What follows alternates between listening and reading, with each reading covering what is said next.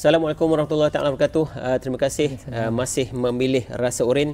Kali ini dengan segmen baru Rasa Oren Trade Talk.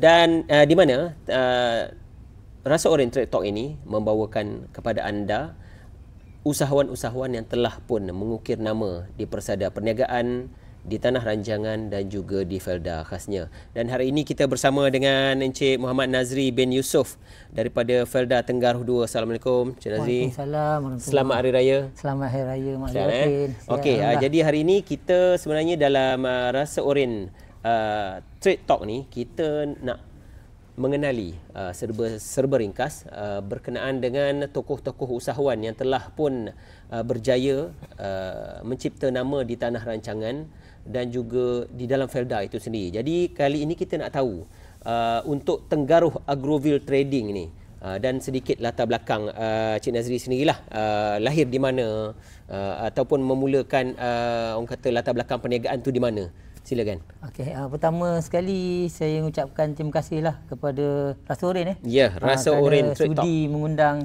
syarikat saya lah untuk buat podcast ni. Okey, pertama sekali saya perkenalkan diri saya lah. Nama saya Muhammad Nazri bin Yusof. Okey. Saya dilahirkan di negeri Kedah. Oh, tu saya cuma dilahirkan je di negeri Kedah. Lahir je, lepas tu kena buat lagi. Dibesarkan dekat Mersing lah tu, dekat Felda Tenggaruh 2. Okay. Saya kat sana cuma dilahirkan, dibesarkan di Mersing Johor lah.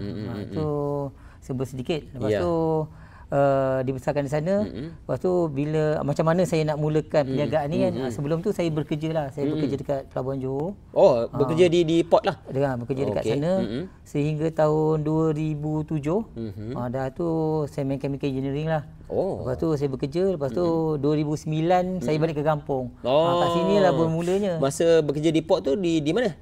Pasir Gudang. Pasir Gudang. Okey, kemudian baru pulang ke Tenggaruh lah. Balik kat kampung, yang tu lah kita nak tengok. Masa tu Felda ni tersebar luas pasal Felda Lomboman. Ya. Masa tu tahun berapa Tahun 2009, 2010 gitulah. 2010 ya. Jadi saya pun ada berjumpa masa ada perjumpaan dengan daripada wakil Felda kan, dengan generasi.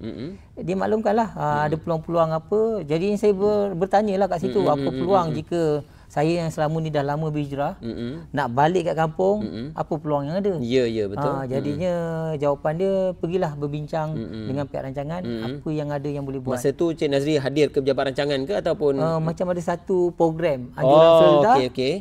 Yalah. Jadi saya turut serta. Kat situ saya dapat info. Saya tanyalah bila dia cakap berjumpalah dengan pihak pengurusan, saya pergilah berjumpa dengan pihak pengurusan. 2009 saya balik, saya jumpa pengurusan. Saya cakap apa yang awak minat? Kat situ adalah tanah sekangkang kera, kawasan yang berair kan. Ya. Berair. Bila kawasan tu berair, jadinya dia tanya apa yang boleh buat kan. Maksudnya masa tu kira lot kosong ke macam mana? Lot kosong lah. Ni lot tanah poket Felda lah. Tanah poket Felda. Kawasan tu memang kawasan senang kata jin tendang. Tendang lah senang kata. Masuk memang lumpur pagat lutut. Memang Cik Nazri pergi sendiri tengok. Sendiri. Saya dengan kawan saya masuk kawasan tu. Kat situ saya jumpa pihak pengurusan. Saya cuba mohon lah. Luluslah kawasan tu dalam 2 ekar lebih. 2 ekar lebih. Kat situlah permulaan dia. Permulaan dia kat situ apa boleh buat. Ni kalau nak cerita panjang sikit ni. Itu macam mana pula boleh orang kata tiba-tiba nak berjinak-jinak dengan Tenggaruh Agroville ni, tapi kita nak tahu juga Tenggaruh Agroville ni buat apa sebenarnya. Sebelum pergi jauh saya cerita lah. Sebelum pergi jauh lagi kita awal-awal dulu. Tenggaruh Agroville ni mula dia lebih kepada fokus peternakan ikan tawar je. Mula sekali. Tapi sekarang dah ada berkembang lah. Ada pertanian, ada pelancongan. Lepas tu ada juga kita buat pendidikan. Pendidikan pun ada Ada. Kursus ikan. Kursus ikan. Ya. Itu tambah nilai lah daripada apa yang kita buat. Ya. Yang asal-asal tu ternak ikan apa? Masa mula-mula tu? Mula-mula ikan tilapia. Tapi bukan senang. 3 tahun habis terlungkup saya. Allah Rabbi. Masa tu kos permulaan berapa tu? Saya masa saya kerja dekat Johor tu, saya ada simpan duit lah dekat 200,000. Saya bawa balik kampung. Nak 200,000 balik kampung. Buat kolam apa semua. Tapi gagal. Allah. Saya dah tahu dah apa punca dia. Masa tu berapa buah kolam buat? Masa tu 3, yang lain tu ada buat juga tapi kolam tak siap lah. Allah. Pun dengan 200,000 tu sebab kawasan berpaya. Lagi satu berpaya. Lepas tu dengan daripada segi cuaca saliran tak menentu. Kerap banjir kata macam mana? Ya betul. Sebab daripada situlah saya nampak 3 tahun tu apa punca dia kan. Rupanya satu je, tak ada ilmu. Allah. Punca gagal tak ada ilmu. Itu punca dia sebenarnya. Ilmu tak ada, kau nak buat memang tak jadilah kan. Betul. Itu daripada situlah saya mula bangun balik. Dah putus asa dah. Nyaris nak patah nak hijrah balik. Nak tutup mana nak tutup balik lah tu. Masa tu nak hijrah balik. Sampai 2019, okeylah daripada Felda juga datang bagi sikit sokongan pada kita lah. Daripada situlah saya belajar. Tapi saya belajar bukan belajar dengan pergi kursus Jabatan Perikanan ke tak. Saya pergi mana-mana kolam saya belajar. Macam habis saya banyak pusing. Saya pergi kolam orang Cina lain, kolam orang India lain. Kolam orang Melayu punya lain. Ya betul. Lala jawapan dia dekat tempat sendiri. Kat situ saya belajarlah daripada segi pengalaman lah. Dapat kat situ. Bila kat situ saya buat apa masalah sebenarnya. Ikan nak harvest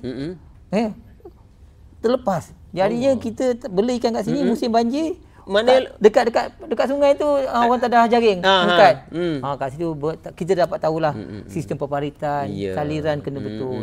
Daripada situlah ni ada yang tak tahu sebenarnya. Saya masa saya duduk kat Pasir Gudang tu saya beli rumah. Saya jual rumah saya ni semata-mata untuk membangunkan Tegaruk Mangrove. Ya betul, kerana tak putus asa tu saya jual rumah saya kat Taman Rinting. Masa tu dah berkahwin dah? Dah kahwin dah. Rumah saya seorang masa tu. Tak ada lagu raya. Sekarang berseorang juga. Tak tahu lah dia kan. Okey. Tak ada lagu je. Okey, jadinya daripada situlah saya buat balik. Maksudnya daripada situ baru saya belajar. Maksudnya saya dapatkan permulaan pengalaman. Saya pergi tengok kolam-kolam orang. Lepas tu sistem. Lepas tu baru saya pergi kursus-kursus lah. Kursus banyak pergilah. Kursus tu banyak yang ditawarkan oleh siapa? Jabatan Perikanan? Biasanya kalau ikan ni perikanan lah. Bermula daripada situlah. Saya betulkan balik kolam saya. Dah nampak hasil. Tahun yang ketiga, yang keempat, yang kelima dapat hasil. Kat situlah memotivasikan balik diri saya. Selepas 4 tahun? Ya betul. Daripada kejatuhan pada tahun 2000? 2000 hingga 2011 jatuh. 2011? Saya buat balik 2015 lah. 2011 saya perbaiki balik apa-apa yang perlu saya buat. Bermula daripada situlah nampak dia punya hasil. Daripada situlah memotivasi balik diri saya dan saya dah tak pandang ke belakang lah. Saya tambah daripada 3 kolam, lepas tu sekarang dah ada 23 kolam. Satu kolam berapa kapasiti? Besar. Macam saya buat ni bukan kolam kecil lah. Kolam saiz besar kita boleh isi sampai 25,000 ekor. 25,000 ekor. Itu untuk tilapia saja ke ataupun? Tilapia. Saya ada juga buat macam ikan apa ni, siakap air tawar. Ada siakap air tawar? Ada siakap air tawar. Menarik ni. Kolam mancing pun ada. Dia banyak buat casting lah. Dia buat casting. So kalau siakap air tawar ni macam mana pula dia punya kaedah penjagaan dia tu? Adakah sama macam tilapia ke ataupun perlu hadir kursus lain macam mana? Dia lebih kurang jelah kalau sebab untuk apa ni freshwater ni, ikan air tawar ni lebih kurang je sebenarnya. Cuma makanan dia ada bezalah daripada segi kandungan makanan dia, protein. Satu ikan tilapia ni ikan siakap ni saya bagi anak-anak ikan.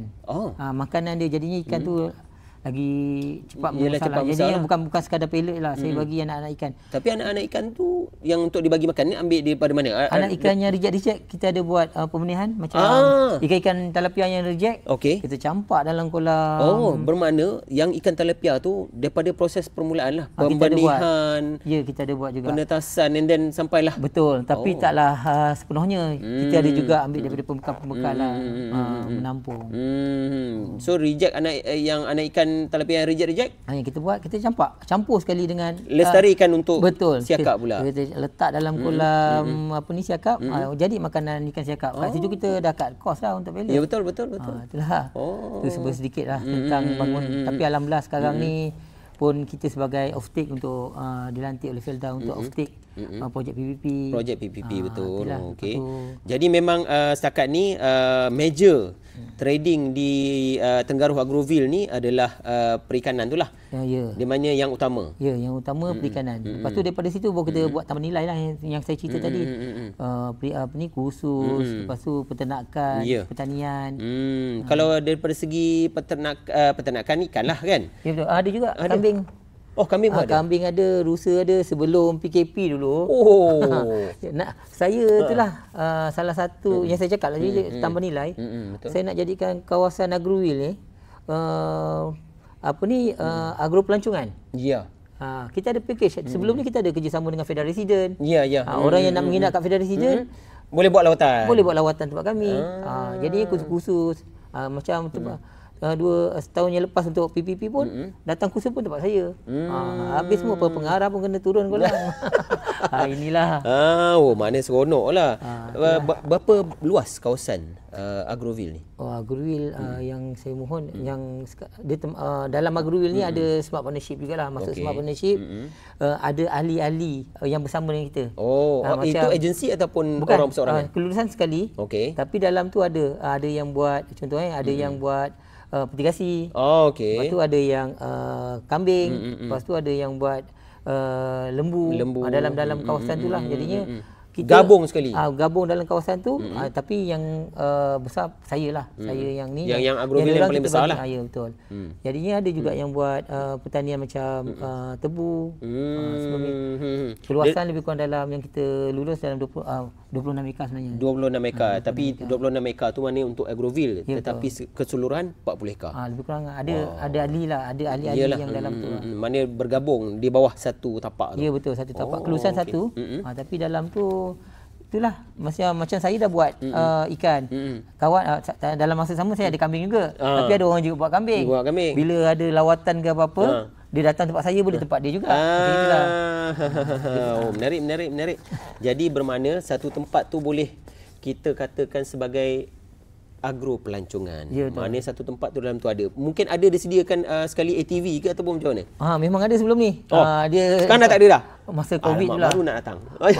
Sebelum Covid, kalau tengok memang kehadiran pelajar-pelajar sekolah luar datang ke sini buat lawatan sambil belajar. Lepas tu daripada generasi belia lah. Survey lah datang tempat saya. Datang tempat saya kongsi-kongsi lah. Kadang-kadang kita buat hands on untuk ternakan ikan tilapia kan. Lepas tu ada yang juga buat kursus. Selalu ramai. Tapi masa Covid tu agak terkesan jugalah. Yang tu ada mungkin cabaran yang dilalui tu kan. Masa tu apa yang paling terasa lah, yang paling terkesan masa nak menubuhkan Agroville ni masa Covid? Masa Covid. Okey.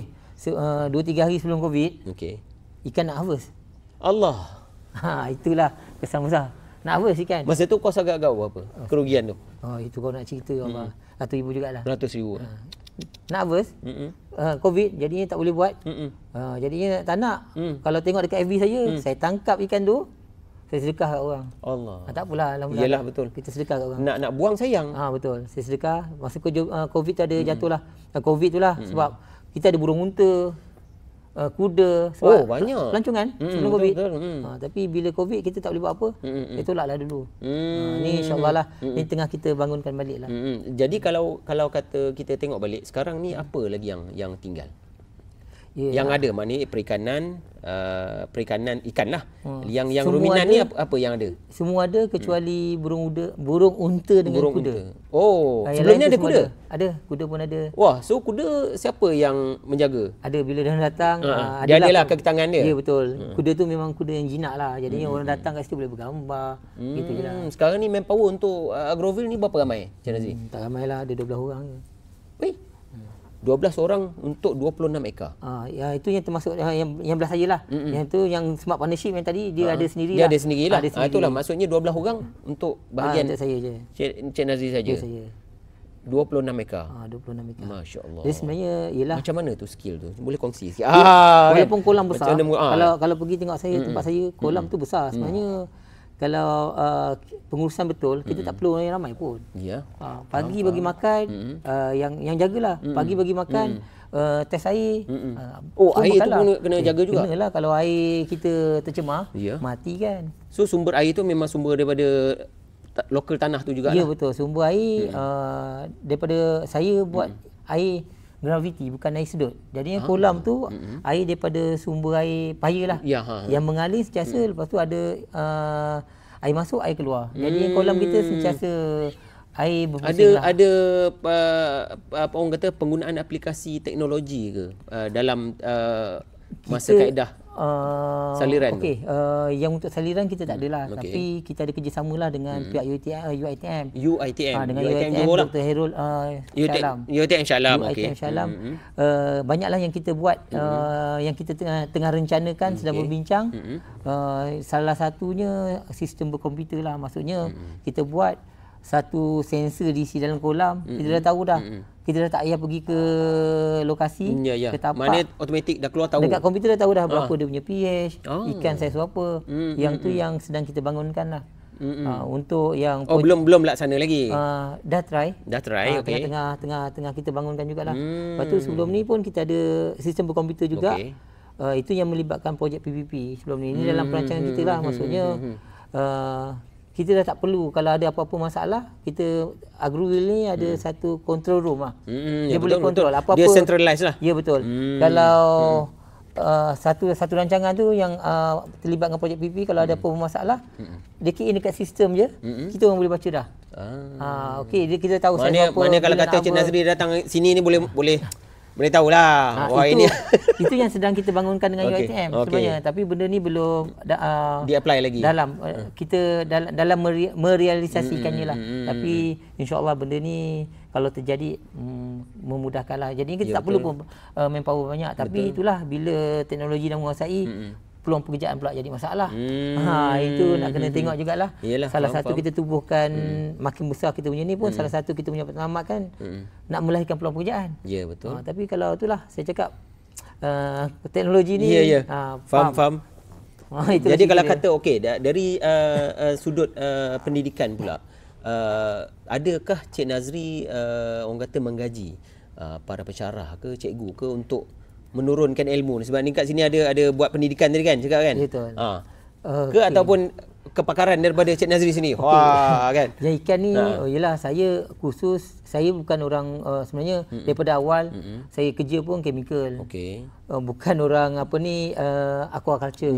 Bukan orang aquaculture. Jadinya tu yang saya cakap tadi, saya gagal kerana saya tak ada ilmu, tak ada knowledge bab ni. Jadinya bila daripada situ nak tak nak, kalau saya nak cebur di bidang ni, saya kena cari ilmu. Tu daripada situlah saya mula belajar. Saya pergi kursus dengan dengan perikanan. Saya pergi tempat-tempat orang, tengok apa masalah. Daripada situ dengan pengalaman, jadinya saya banyak buat trial. Try and error. Ya, betul. Memang buat, tengok boleh tak boleh, apa masalah. Lepas tu ada saya terbaca dalam ni, ada juga buat kerja-kerja kontrak. Itu macam mana tu? Maknanya buat rumah ke bangunan ke ataupun macam mana? Itu juga saya pembinaan kolam. Maknanya mengkhusus kepada pembinaan kolam. Pun boleh. Jadinya kalau siapa yang nak buat kolam ikan, bolehlah berhubung saya. Situ kita ada sikit lah. Ada kemahiran lah kat situ. Nak cakap pandai tak lah, tapi boleh lah, insyaAllah. Maknanya kalau kata spek-spek tu memang dah dalam tangan lah. Kita faham lah, insyaAllah. Setakat ni kolam yang ada dah berapa banyak? Di Agrowil saja. Agrowil kita ada 23, saya tengah buat 6. 23 kolam.